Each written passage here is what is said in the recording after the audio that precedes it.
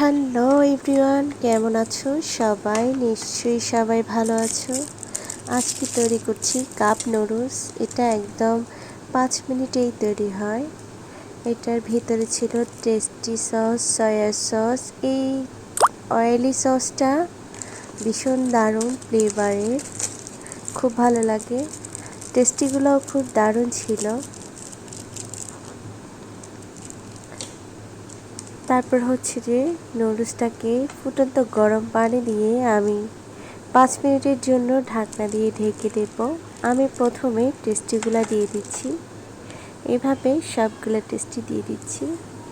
টেস্টিগুলোর মধ্যে ছোট ছোট কালো কালো যেগুলো দেখা যাচ্ছে ওইগুলো হচ্ছে সবুজ সবজি, যেগুলো নুডলসের টেস্টির মধ্যে দেওয়া থাকে। এগুলো শুকনো করা আছে, খেতে যেমন দারুণ, দেখতেও খুব দারুণ ছিল। আমি এখন ফুটন্ত গরম পানি দিয়ে দিচ্ছি। গরম পানিগুলো একদম ফুটন্ত, পরিমাণ মতো পানি দিচ্ছি। ওই যে ঝোলটা একটু বেশি না দিলে টেস্টিগুলোর সাথে নুডলসটা অ্যাডজাস্ট হয় না, একটু বেশি করে ঝোলটা দিতে হয়।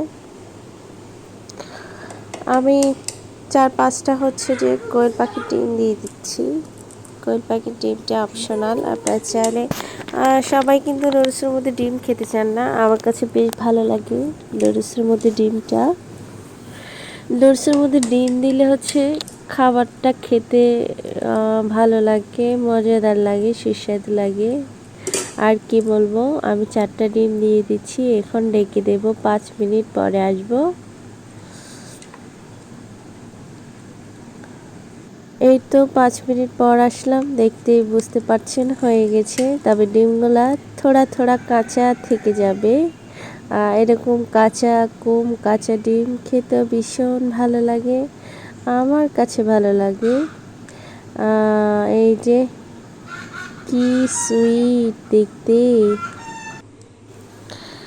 আচ্ছা, আমরা তো নুডলসটা খেয়ে নেব। খুব ভালো লাগে আমার নুডলসটা, পছন্দের একটা নুডলস। আচ্ছা,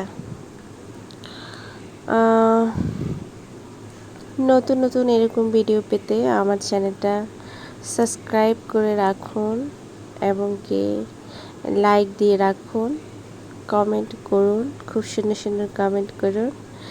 अल्लाह हाफिज़। न्यू रेसिपी देखने के लिए मेरे चैनल को सब्सक्राइब कर दो प्लीज़, और लाइक कर दो, कमेंट कर दो। अल्लाह हाफिज़।